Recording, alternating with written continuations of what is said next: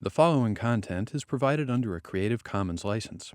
Your support will help MIT OpenCourseware continue to offer high-quality educational resources for free. To make a donation or view additional materials from hundreds of MIT courses, visit MIT OpenCourseware at ocw.mit.edu.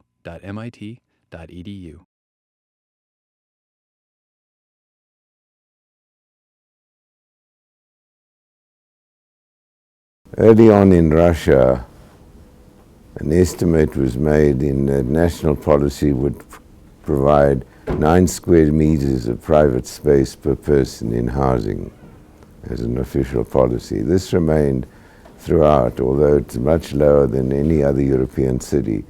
When St. Petersburg was 2 million people, they were still operating on a 9 square meter policy, even under Khrushchev's micro-rayon policy. Anyway, let's start with Great Britain. I'm not that interested in you following the details of the case. I have a bad cold and I won't remember the difference between Milutin and, Melnikov. Of course I'll know the difference between Milutin and Melnikov, but some of the Bart brothers and the Vezinin brothers and all the architects and urbanists who were involved in this intense period.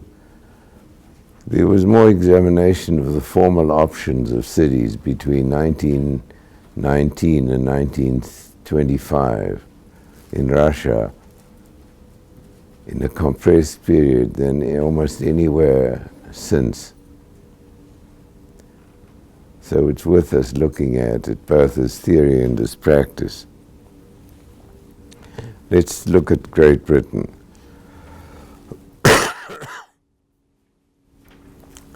Joseph Paxton, the gardener who designed the Crystal Palace, said when he proposed the Victorian Way in London, which was roughly the 4 by 1.5 square box in the center of London, he said, "We in Britain solve all our problems by common sense and technology." And that's the mantra which proceeds throughout the British 19th century. The intense change being softened by social policy changes, at the same, in some curious way, providing enough intellectual freedom for Marx and Engels to create a new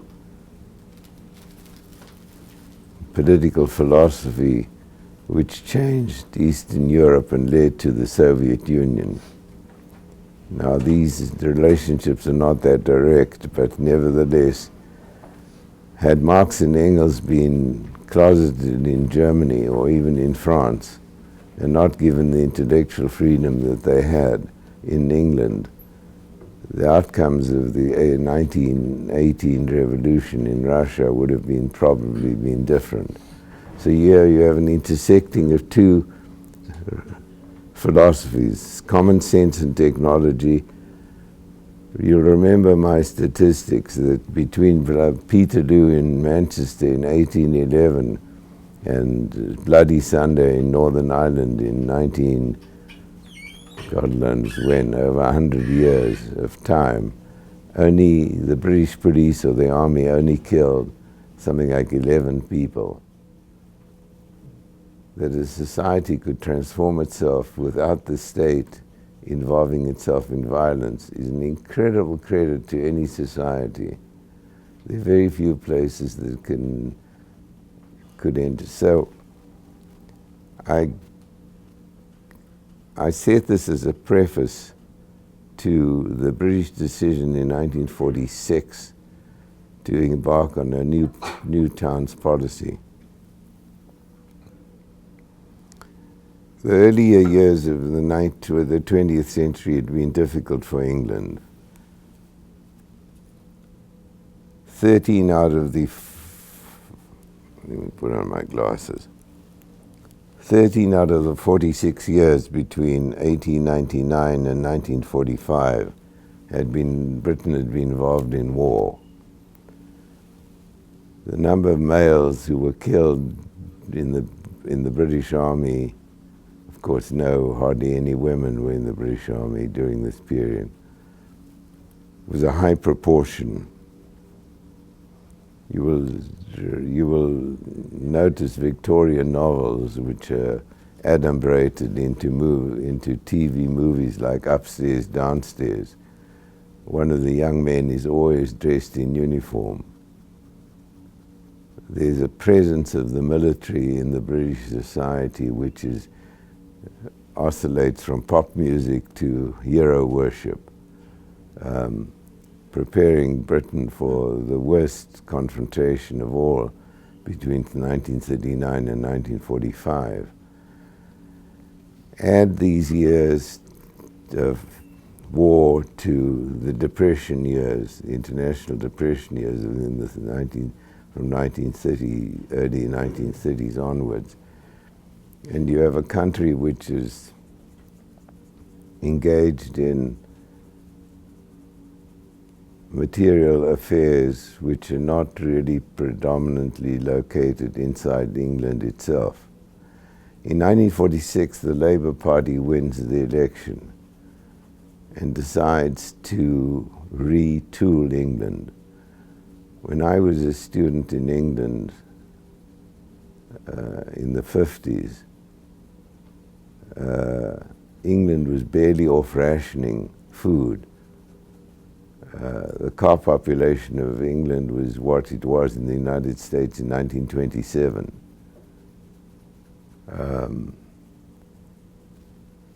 So the British set out to work simultaneously on a number of innovative ideas about hospitals, about universities, and I will show you some of the university plans in sequence in a later class as a demonstration of how you experiment with certain notions about university education, leading from categorical campus plans of Sir Basil Spence in 1950 to the dematerialization of the physical structure of universities in the Loughborough College example, and so on.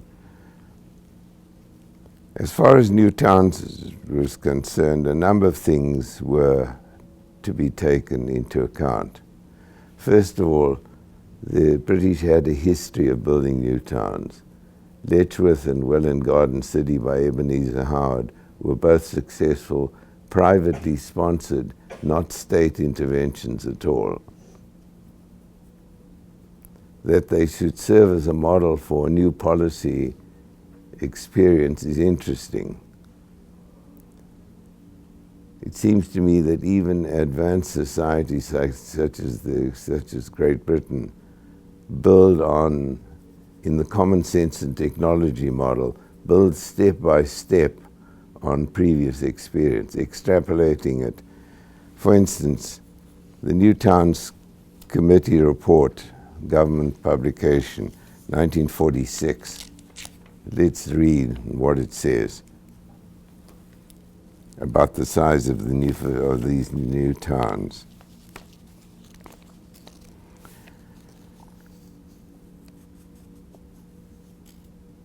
Our conclusions as to the range of size have been reinforced by the replies received to a broadcast on 15th January 1946.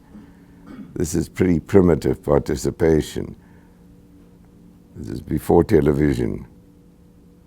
Of those who stated they would prefer to live in a new town, the numbers in favor of 20,000, 40,000, and 60,000 were approximately equal, while only about 1 in 7 were in favor of towns under 20,000 or over 60,000. If you ask a bunch of people a question like this, what do you expect? You expect you will get a culturally centralized argument. Number 21, while we believe the normal range of population should be between 30,000 to 50,000, special consideration may well justify the creation of a new town with less than 20,000 people. What is the population of Welland Garden City in Letchworth. The target population. The target population? Yeah. It was 30. Right? Yeah. But they only got 15.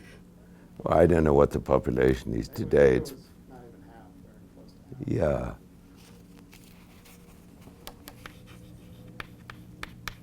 Mark 1. Harlow. Stevenage.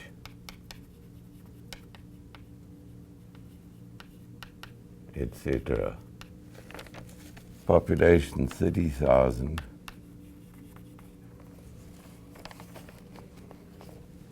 Towns which follow a model of a center or a single center, compartments of neighborhoods around it, served by a rail system which runs through it or parallel to it, to London or to Glasgow or to wherever these towns were. A modest city center and a clear distribution of parts. The architectural paradigm at the time was the 1952, 51, yeah. New Britain Exposition in London. Don't worry about my handwriting, it's not important.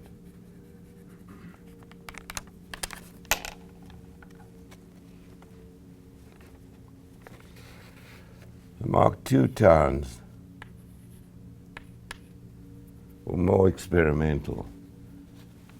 So these are attached to the past.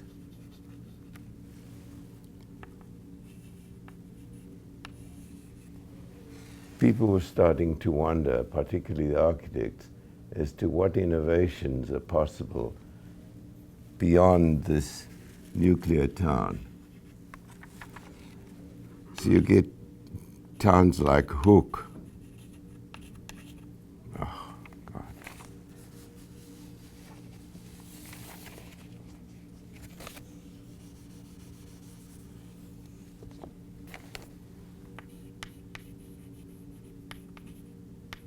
H-O-O-K. Cumbernauld, C-U-M-B-E-R-N-A-U-L-D.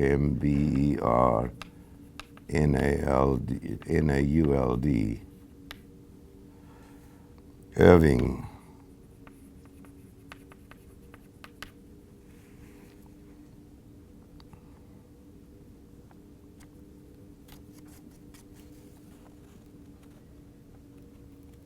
Yeah, that's, and Runcorn, R-U-N-C-O-R-N. Hook is a town which established itself in a valley. So the center of the city occupies many levels. And the neighborhoods are in a linear city within walking distance of the center. The social engineering is that you walk, if you live on the periphery, you have to walk through existing neighborhoods in order to get to the center of the city. Yeah. The plan is a linear formation.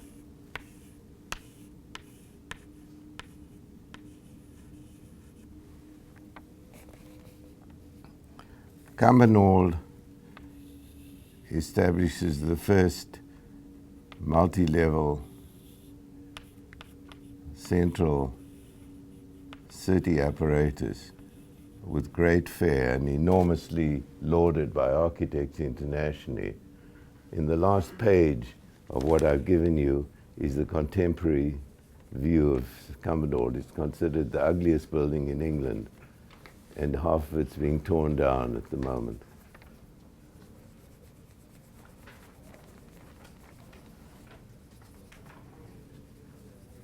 Now it's on the last page.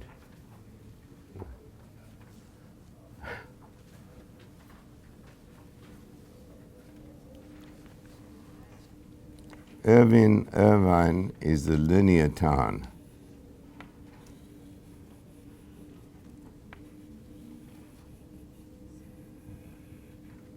And Runcorn is built on two hills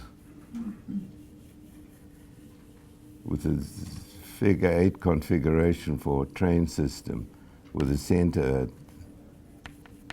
This is residential, and the configuration set by the topography and by the rail system which meets in the center.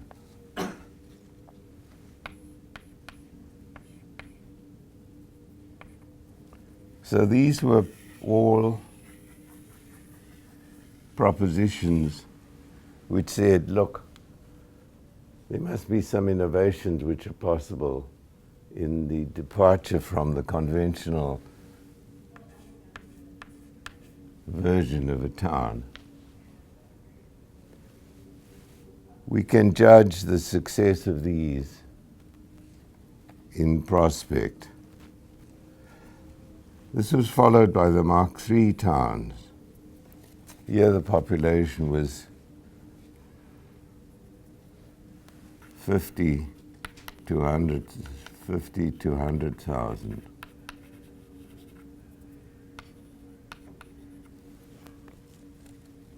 The Mark III towns were now plus 100,000, up to 250,000.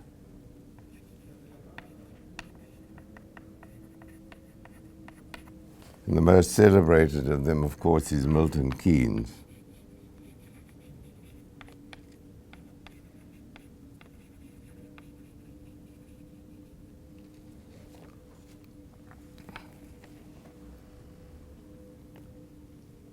Which now introduces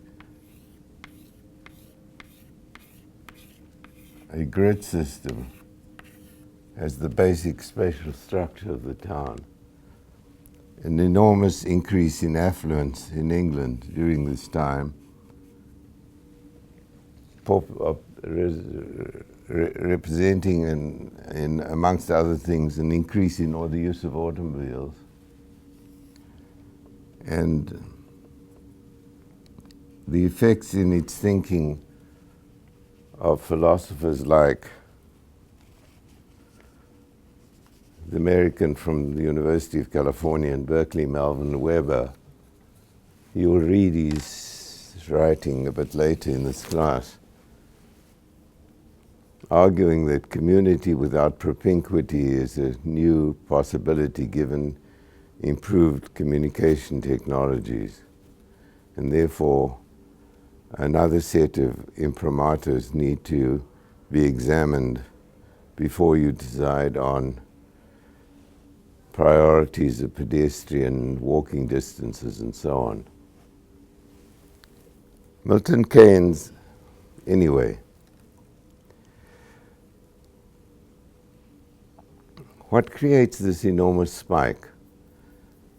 I could make another graph on the blackboard which shows that Plato represents 30,000 as the ideal size for a town. Leonardo suggests 30,000. 30,000 seems to be the lingua franca of town size until about 1960, 1970. What determines 30,000? Why 30,000? And why does it remain as general as classical architecture has remained as an attribute of our performance? Is it demographic? The demography of Plato's time and the demography of the Renaissance are already different.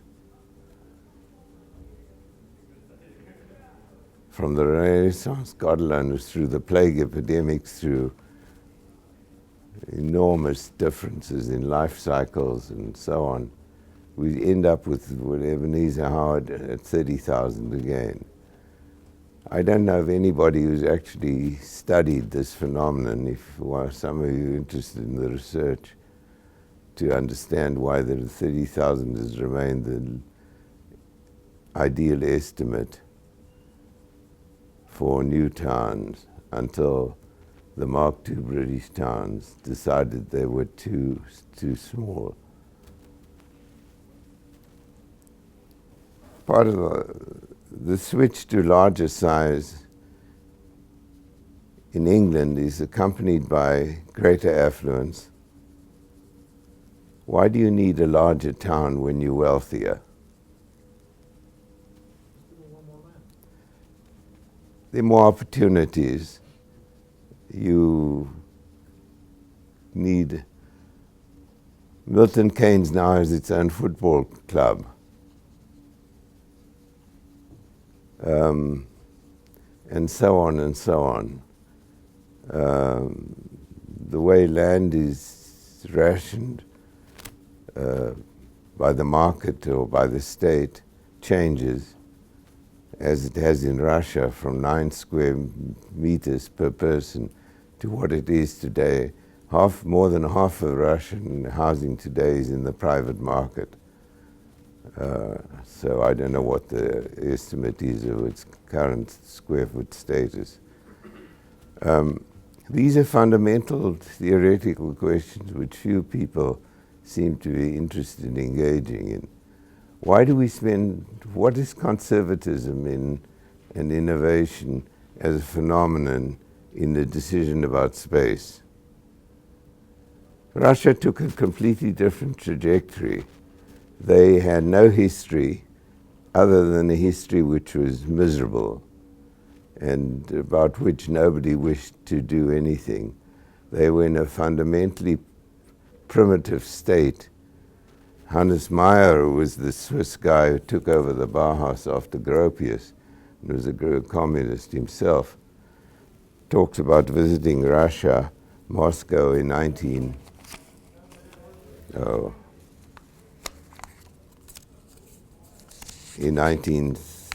after the revolution. He talks about Moscow.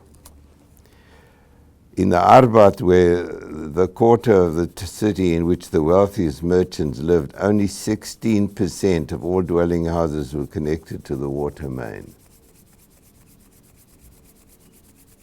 That's a phenomenal statistic, given the wealth of the Tsarist regime and all of its courts. And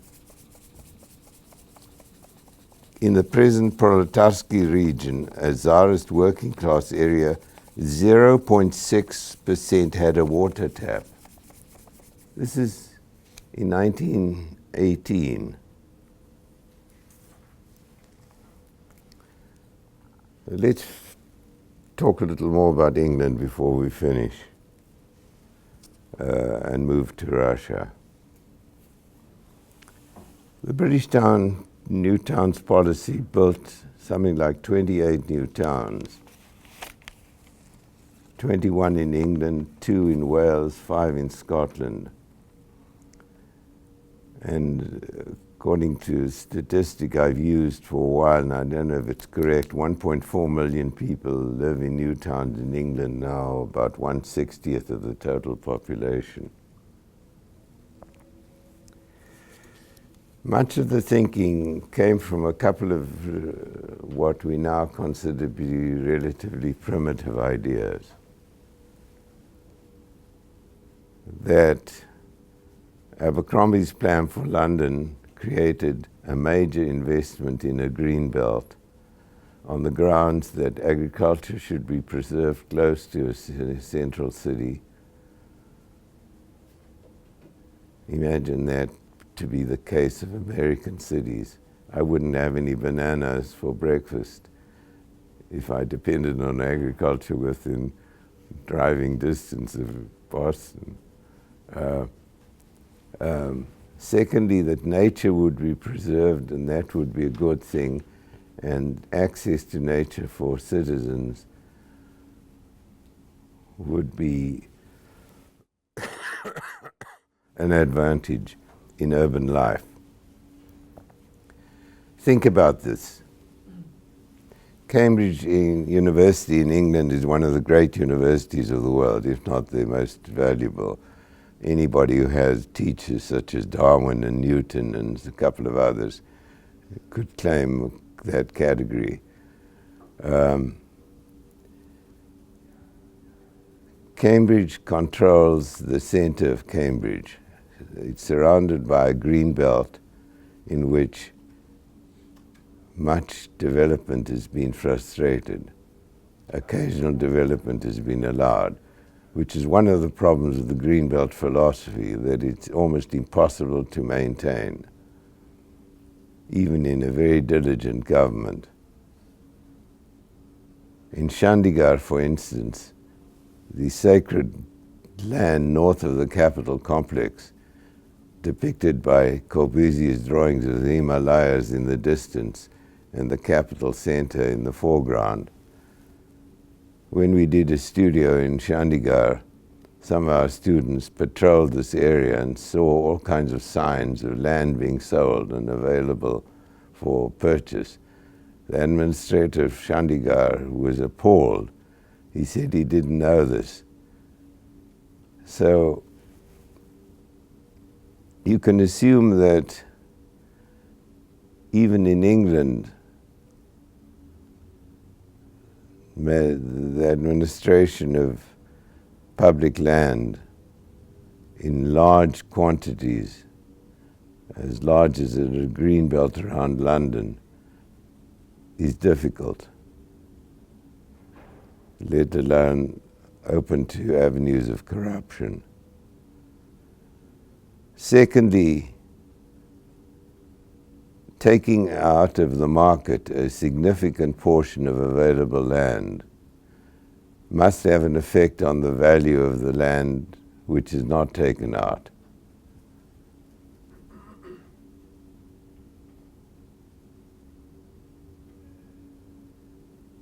So the abstract calculation of cities saying every city should have a green belt is as much a nonsense without taking into account the particular socioeconomic context of the city that you're dealing with. There are no doubt cities in parts of the world in which a green belt would be a reasonably good idea. I can't off the top of my head. Some cities have topological features, like Bogota has a mountain and they're right up against it, which prohibit significant development. Cities with enormous topography have access to natural vegetation and natural open space, and probably don't need a green belt as much as a city on a plain.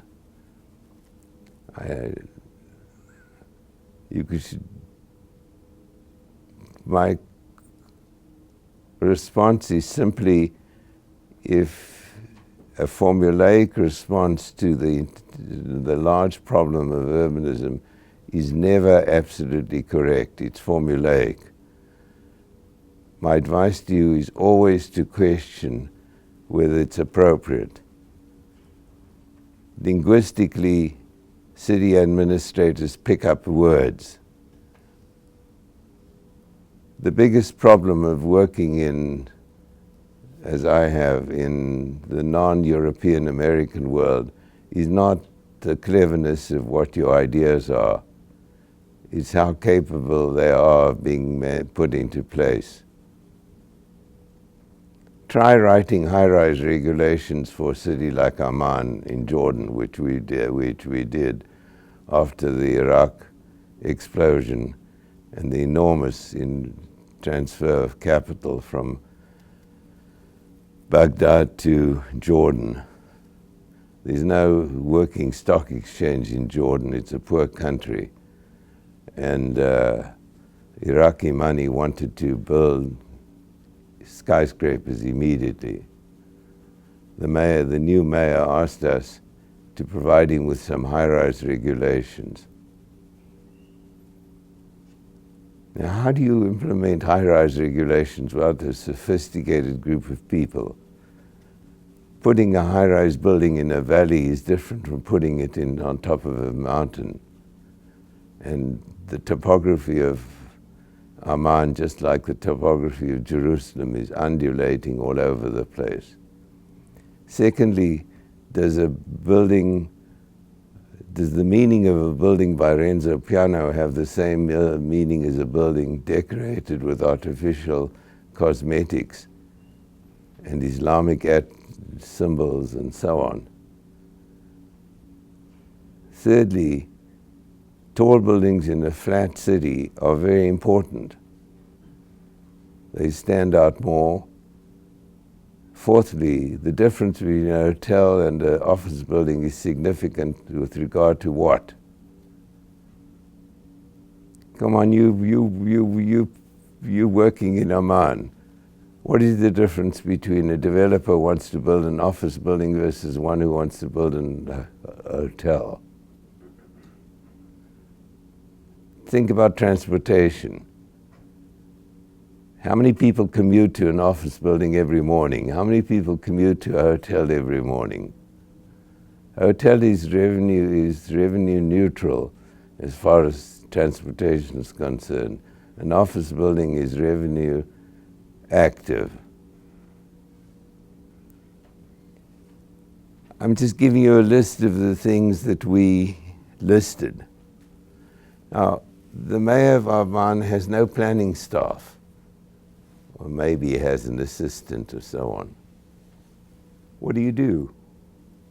He simply says yes or no, given the political pressure on him to say yes when money is to be made in a poor country. How are you going to expect a rational decision to preserve the quality of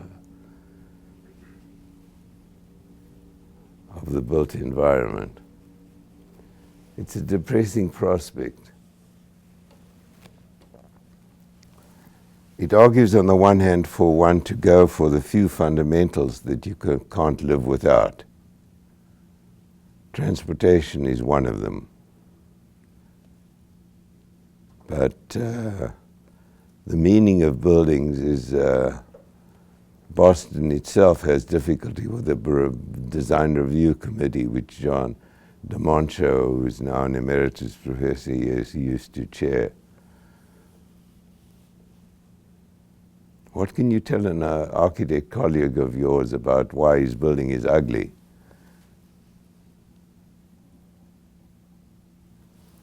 Anyway, enough. The British man eats somehow.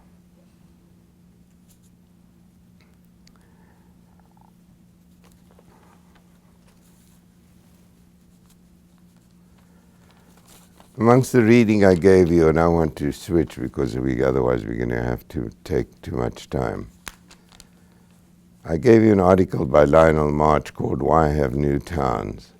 It's a pretty fundamental piece of writing. Why do you think why has America not got a legacy of new towns? Why are Columbia and Reston and the green belt towns of Roosevelt exceptions?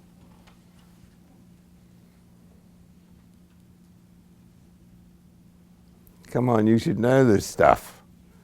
You're the most highly educated group of young people in the world. Guess. Why has Chicago not developed a set of new towns? Why is Los Angeles or Phoenix just generalized the metropolitan area through suburban growth?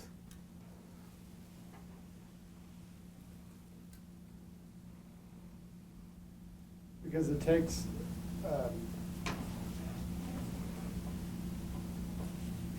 don't know. I was going to say something about it taking a centralized force similar to the state, if not the state, to think that far in advance. And with Columbia, it was sort of like that. And Columbia had the advantage of being in between two metropolitan centers. Yeah. I think that's a good generalized answer. One of the problems about a new town is that the capital that you need to invest early on returns its return only after a long period of time. Somebody's got to hold the baby in the meantime while you're out for dinner. If the analogy is any good, I don't know. The state did it in England. The state controlled all of the land. First of all, the state controls more land in England than the state does in the United States. But given the authority that the TVA had from 1933 onwards, it could have built new towns. It built Norris, which is a small town in Tennessee. But we have relied on private development significantly more than on national development. We have no national industrial policy, for instance. You may argue as to whether it's a good idea to have one, and there are many arguments both ways. But in Britain, it was acceptable for the state to decide that an industry should locate in the potteries area of the Stoke Valley to deal with unemployment. And the version of it in this country is under Clinton, the idea of giving subsidies to industries to locate next to poorer inner city communities. It was a policy which in extremis was applied by the South African government to slow down the growth of Johannesburg, Cape Town and Durban by giving enormous incentives to industry that would locate next to Bantustan areas. I.e., you have to take account of the diseconomies of the location and make up for the diseconomies of the location by subsidy. This is not... If BMW wants to move to South Carolina, or if Boeing wants to build its Dreamliner in South Carolina, the United States democratic process is not one in which the state indulges itself in that decision. It will allow the states to compete in giving benefits to any decision that BMW or Boeing will make. That Boeing decides to locate in a state which is not trade unionized, we smile.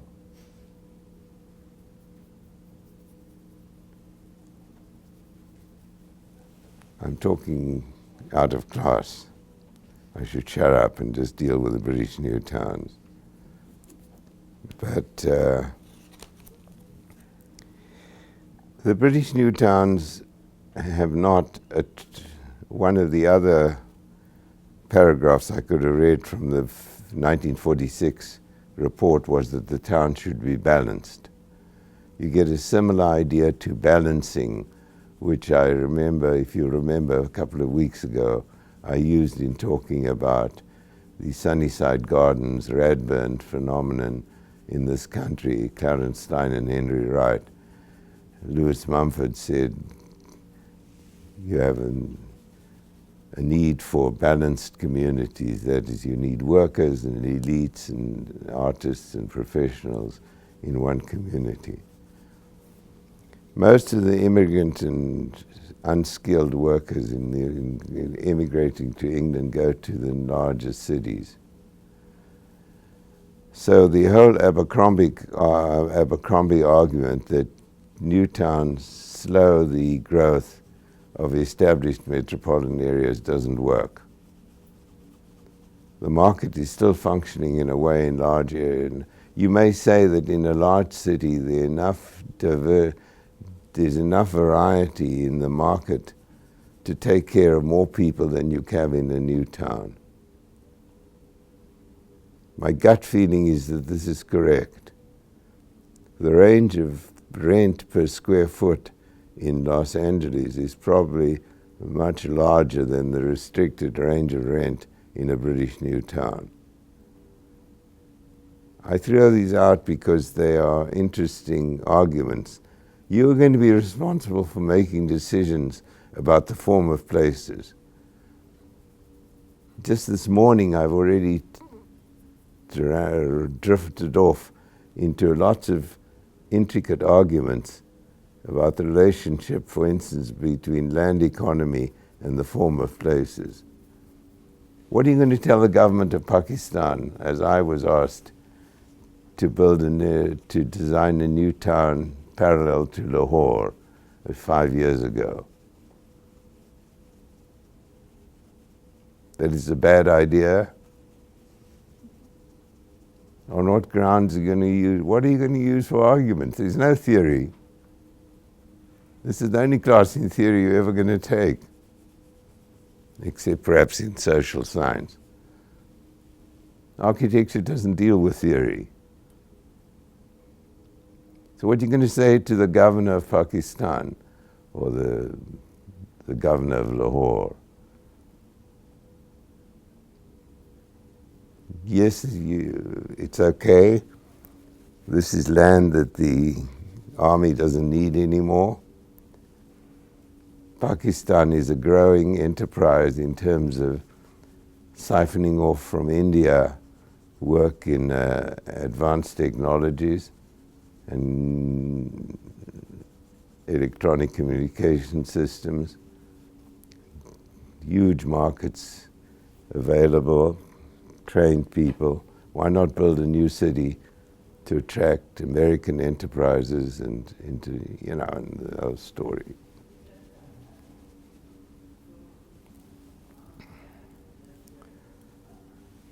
What are you going to do about migration to a new economic entity in Pakistan? A practical problem. If you create a new economic opportunity like Chandigarh, if you Corbusier, you keep on designing it as if nothing is ever going to mutilate his concept. Fact is that people from poor areas migrate to limited economic opportunities in a region and sprawl. They are called squatters. So what do you say to the people wanting to build a new town in Pakistan? How are you going to deal with it in the planning of the town? That's a big problem. We'll ignore it. We'll get the military to pull down illegal housing. Where are you going to get a labor force to do the lowest income work? Seeing you have no decent economic policy for the poorest people in your country anyway, what the hell does it matter? This is real practice. I'm talking about my experience 5 years ago. I'm not inventing this. I raised the question of trying to invent an economic system whereby free land or land under some kind of indenture agreement could help people build up capital on their own in the new city. That the economic engine of capital creation and establishment could be, and it's been tried in certain parts of the world, and I think it's one of the answers to the use of land and in the sharing of the increased value of land in a city. But, I'm not an expert. I'm only a teacher at MIT. I've just been asked whether I could possibly do a new strategic plan for Abu Dhabi, which I'm not going to do because I haven't got the energy and time to do it. But just imagining how to do a strategic plan for Abu Dhabi involves taking into account of a number of things which I don't think you'd be allowed to take into account. Number one is the real ecology of the place.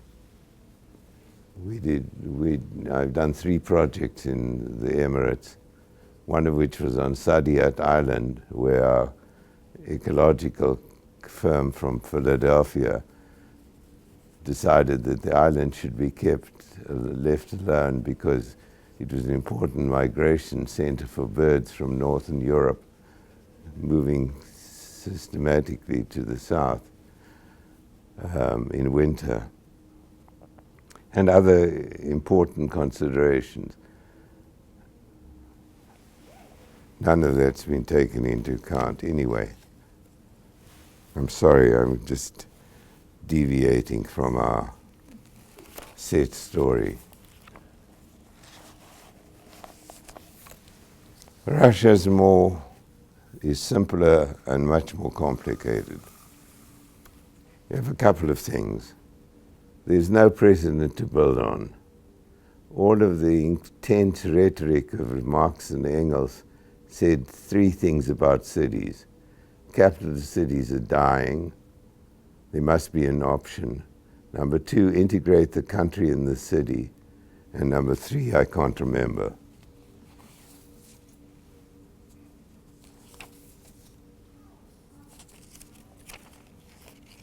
Let me look at my notes.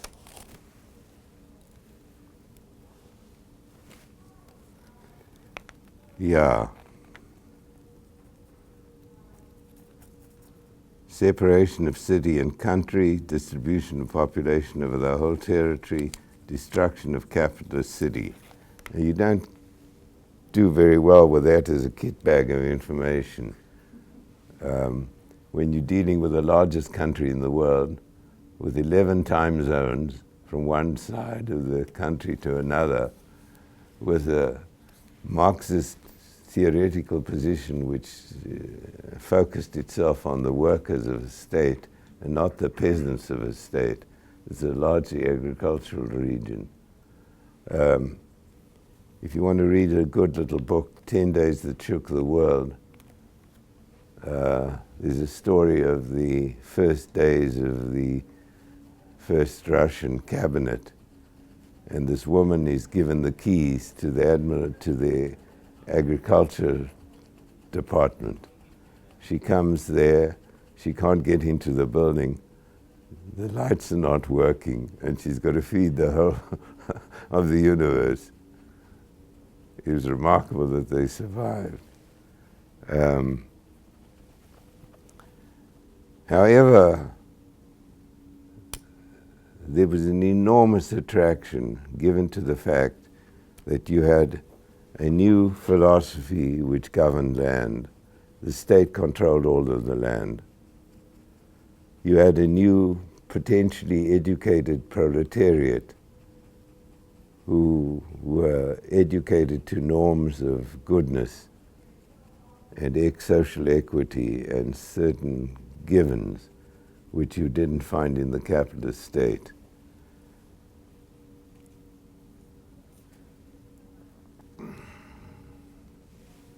I'm having to go through this rather quickly.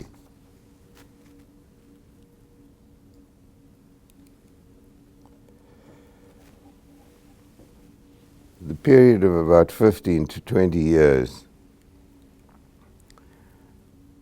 set up an intense speculation, given different attitudes towards technology, given different attitudes towards the distribution of society, different attitudes towards urbanization,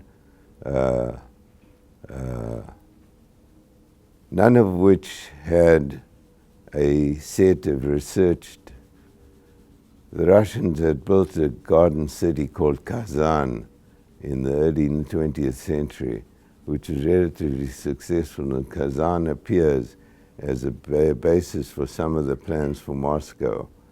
I think not the Mossovets plan, I think the Shestakov plan. There are three major institutions. There are no private firms.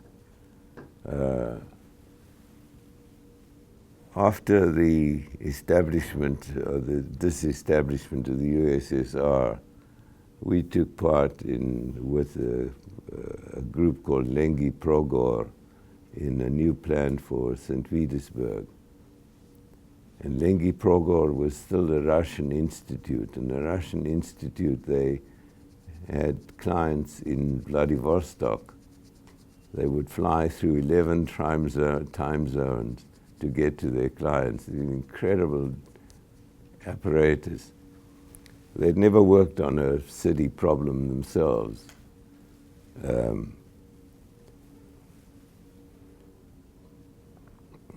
It's interesting stories. Anyway, there are three major academic practicing groups. They all have names based on shortened versions. Asnova, who was the formalist group. The capitalist individualist prefers the horizontal line and the immobile column. The socialist prefers the stream climbing horizontal line, the spiral, and so on and so on. What is extraordinary in all of this revolutionary rhetoric is the significance of the visual image. The propaganda train, I mean, imagine building a propaganda train. You're in a civil war, you're just about fighting with still fighting with Germany, and you paint a train to go through Russia celebrating the new idea of Russia. The preference that people gave to the visual impact of power distribution, you will see it in after 35 in the return to what Marx was very impressed by Rubens's paintings because they were large and covered enormous things that you could identify with. His version of the emotional response of people to artifacts was exaggerated. Abstraction, which was really very much the platform of people like Malevich and Lisinski and Chernikov and all of these people, those are great artists, were competing not around the social premises of the work, but who could as in the Sas Nova group, create a visual formula which would emotionally convince people that they were in an alternative setting. I don't know of any other examples other than in fascist power principles where such an emphasis, verbal rhetoric was not very much use. People learn to see with their eyes without being trained. People can't, most of the population of Russia couldn't read. The second group, the OSA group, the group with Moses Ginsburg and the Bach brothers and the Vesnin brothers and Orlovetsky and so on, were the functionalist group. They said scientific socialism and functionalism, the ideological value of proletarian architecture does not lie in the exterior forms which act as organs of perception, but in the scientific functioning and spatial organization of the practical problems involved in the practical realization of socialism. Khrushchev in 1957 said what a waste of money it was for Stalin to have wasted all of his money building Yermontov University and the Palace of the Soviets and all the shit decoration. He said, if we stripped those buildings of it, we could have housed another 300,000 students.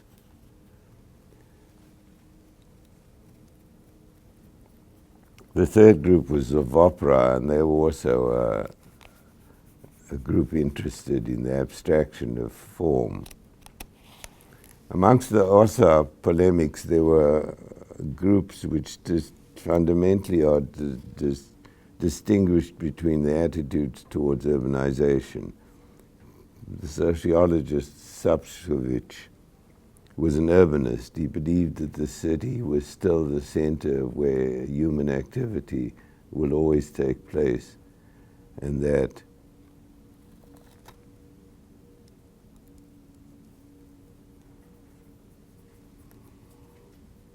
he recommended, the idea of a pervasive network of towns, new towns, about 40,000 people each town being totally collectivized, each inhabitant a cell, and so on. Such towns to be located next to the industry or collective forms. The disurbanists were a group of people who believed in the mobility of the individual, lighthouses, small-scale equipment, linear settlements along roads, joining industrial centers. They were very influenced by the work of Peter Kropotkin, who argued about the decentralization qualities of the electrical grid and other emerging technologies. For them, an ideal place was that there were apartment blocks being designed according to this formula where each person in the apartment block had a cell of X number of square meters, barely large enough for one person, and the rest of the space for collective activity. Or some of them even had proposed internal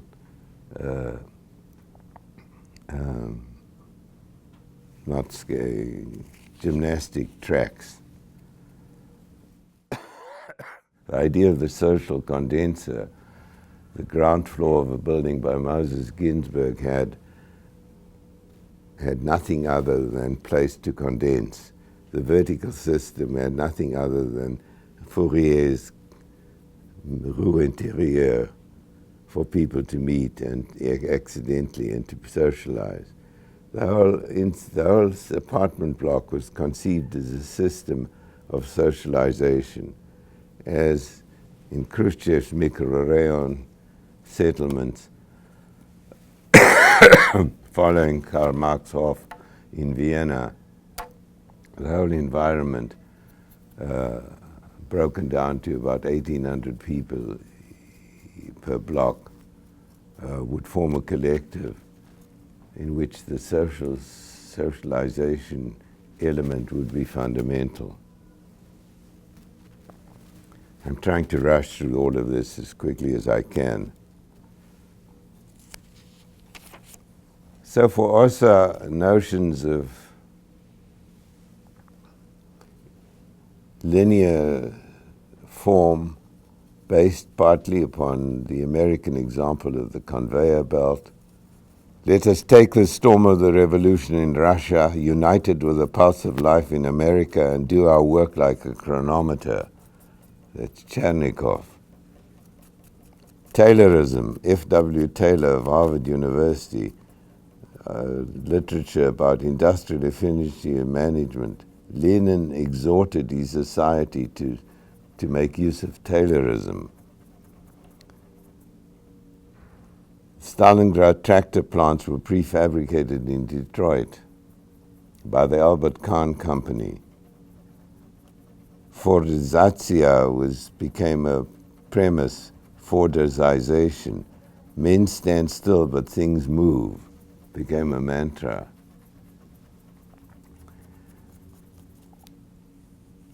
The automobile factory at Gorky was designed under the supervision of the Ford Company. Albert Kahn, one of America's more interesting architects, his company had a hand in over 50 enterprises in USA. He worked primarily for Henry Ford. Interesting. Albert Kahn's a Jew. Henry Ford is an anti-Semite. The Russians dislike Jews.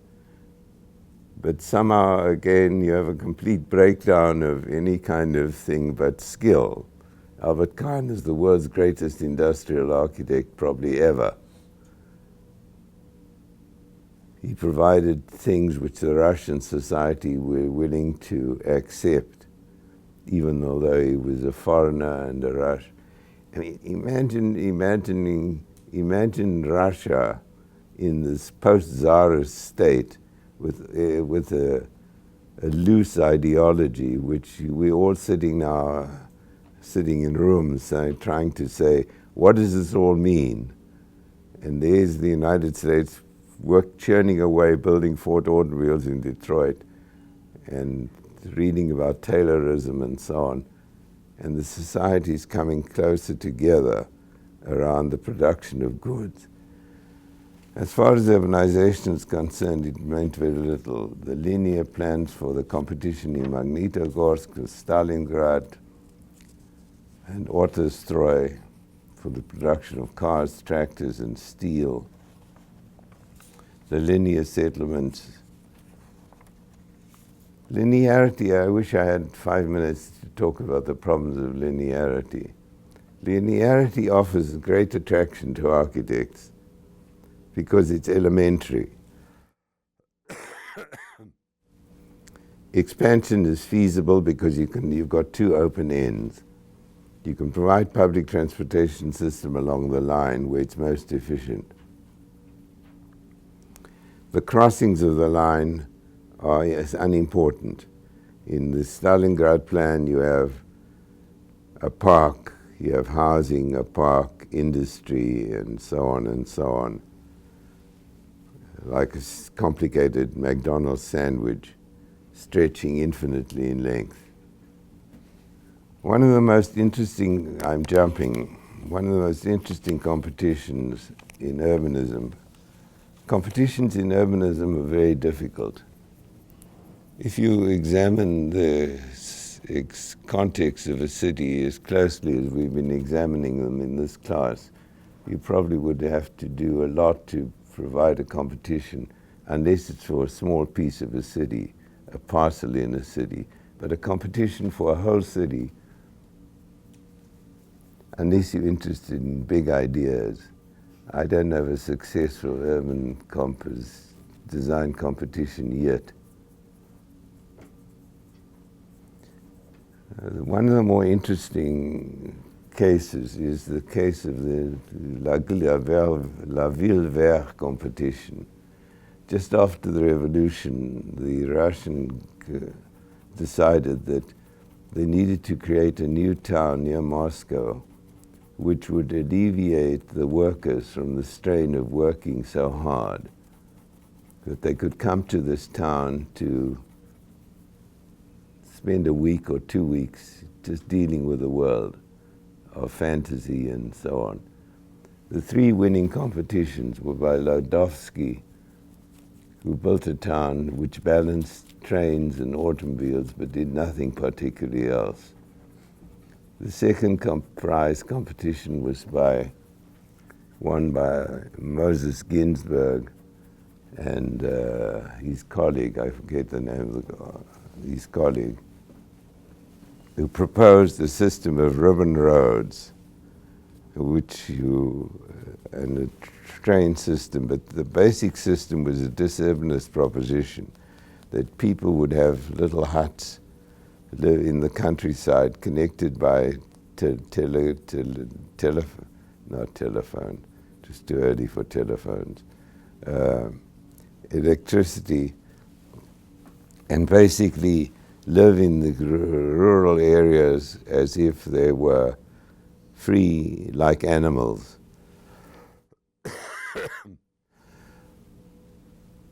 The housing was designed on the basis of one person per unit. If you were married, you had a sliding door between the two of the units. You could transgress that path as freely as you wished. But if you didn't want to do it, you could be separate. And in an anarchic sense, perhaps choose another partner for the time that you were there. The most interesting example came from a strange man called Melnikov, who was one of those brilliant architects of the modern period anywhere, and one of the least understood.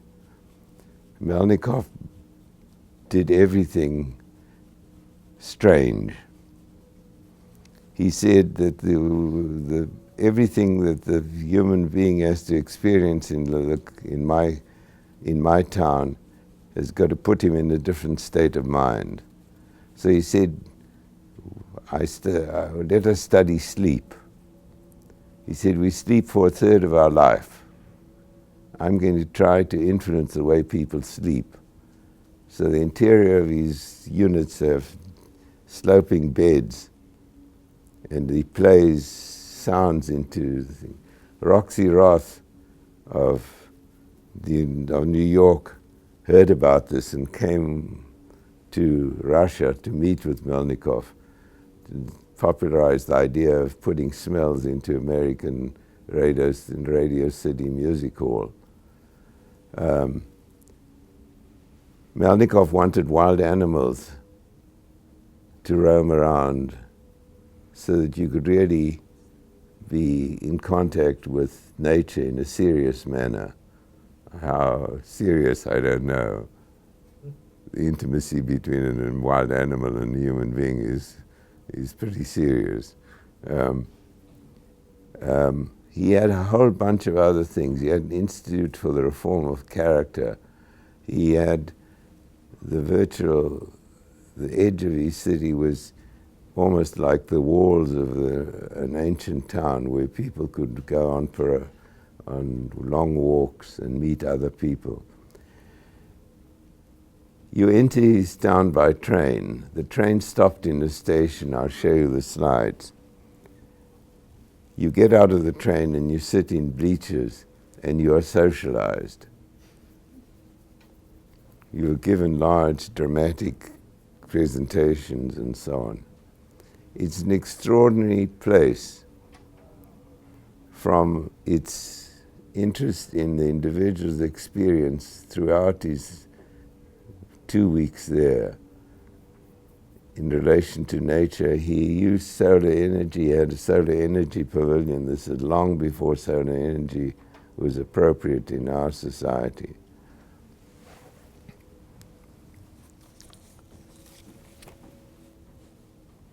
Let's look at some illustrations. I'm sorry for this compressed version, but there's very good writing now available. Anatole Kopp's basic book is still a very good source. So let's look at some of these images. Abercrombie's plan for London, the clearing away of the space around the center city and the creation of a green belt. Next. I'm going to go through these very quickly. The typical Mark I town, one center, micro centers in the neighborhoods. This is Welwyn Garden City. Next. Stevenage and the center of a Mark I new town. Next. Mark II, Hook, a linear city with a linear center space built in a tunnel, above a tunnel. And as you can see, the arrows pointing in the upper section, pointing to the fact that you have to move through others' neighborhoods to build. This is social engineering through the formal distribution of the housing. Next, Runcorn, one of the more revolutionary towns, based on a public transportation route in a figure 8, meeting in the center of the place. Next. And the Great Cumbernauld. These are the diagrams of the center which fascinated the architectural world so greatly. Next. On the left you can see the architecture, the use of airplanes and helicopters, which Frank Lloyd Wright used. I don't know why it's important to animate the sky in the depiction of a town. Everybody does it, but nobody suffers the disaster of Cumbernauld as Cumbernauld did. Next. Irvine, the linear town linking to, oh no, don't change that. Thank you. And an earlier version of Milton Keynes on the right, a distributed gridded city. Next. Milton Keynes, the diagram on the right indicates the increase in affluence, leisure, sport, automobiles, highways. And the plan of Milton Keynes is a sectoral plan in which the grid system is carefully designed at 1 kilometer and by 1 kilometer. 1 mile by 1 mile would have created the need for separated highway connections. The volume of automobiles at 1 kilometer restricts the system of connections to a traffic light. Next. The other principle here is an interesting principle for those of you who are interested in these kind of things.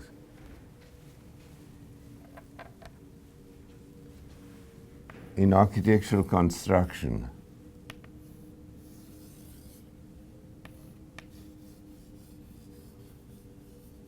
if I create a truss between 2 points, I can load the system anywhere because the system will take care of the load distribution. Sorry, the focus is not working. Okay. The same principle is attempted here. It's going the wrong way. Okay, there we are, thank you. The system is designed so that the system, no matter where you locate, can be taken care of by the transportation system. In other words, you create in the design of the town a robust enough system of movement infrastructure so that any loading position, say an industry wishes to locate here, another industry here, all of it is taken care of by the infrastructure design. Next. Here's just two examples of from a Venezuelan project called El Tablazo, which is the same firm which did Milton Keynes designed at the same time. The whole idea is that the center of the town would be a zone for squatters, that the incubation requirement in the middle of a city heightens the educational input into these people, and they can then migrate from here into the existing surrounding neighborhoods. It was never built. Next. Russia. Hell on earth, the image of contemporary capitalist industry. This is from Milutin's book, Sotsgorod. May 1919, the use of visual material in the celebration of the new republic. Next. Ernst Mayr, one of the German architects, and his institute, who did the distributed plan for Moscow. Corbusier's plan on the bottom left. Next. I'm just afraid. This is one of the more interesting plans of Moscow, Chirov's plan. Basically, if a city expands, the tension is in the environment around the area which it's expanding into. What do you do with that? You will see all of these projects are uncertain. You either have a green belt, you restrict growth. If you do growth, this one tries to capitalize on the communal environment at the edge of the city. A huge infrastructure of sport, recreation, open space, and so on, encircles Moscow. The only version of this that I know is Havana, in Lenin Park, surrounding Havana, where you have, in a sense, an encultured green belt of modest size. One of the determinants, the Mosovet plan, which is similar to Ernst Mayr's plan, that is to distribute roads and rail systems all around in fingered form and linear form, and to have small interventions in linear form along the next. This is Shchushev's plan and the 1935 plan, which became the Orthodox plan, which Moscow has followed roughly ever since. Next. This is the Ladovsky's plan for the Ville Vert competition. Next. This is Ginsberg's plan on the left, mainly with high linear road systems and greenfield in between, and some versions of or diversion between a grid system and a dotted system. And on the right is the diagram of Melnikov's plan with an elephant in the center and a bull up at the top. Next. Here's his entries to the city.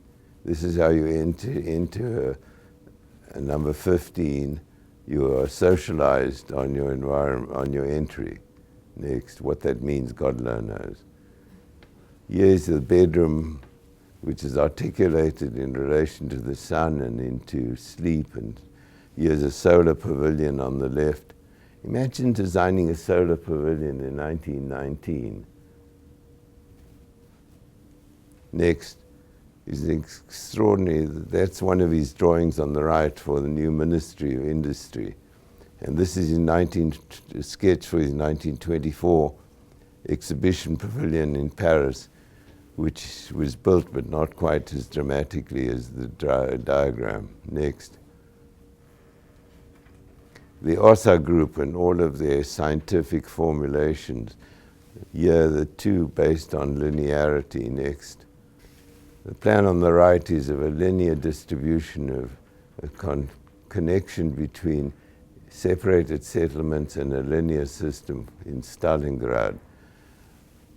The drawing on the left is interesting. One of the great skills of urban design is the skill of diagramming.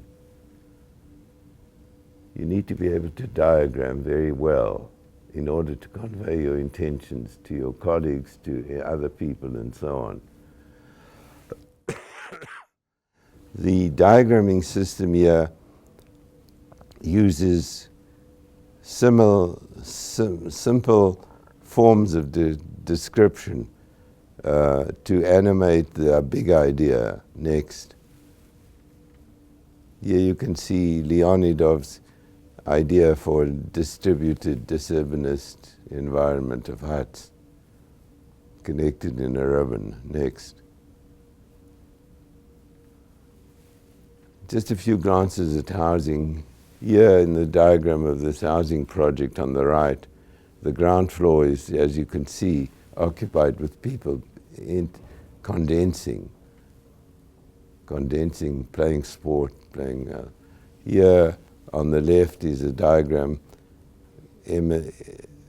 projecting the power of the Rue Intérieure, the central position, which is links through a number of floors through the building. Next. Moses Ginsberg's modern apartment block. The ground floor and the roof are totally given over to communal space, and the floors in between are small and compartmentalized. Here's a project for a residential environment combining a number of the features of these intellectual groups. The advertising of the building, giving the visual prominence to the shape of the building.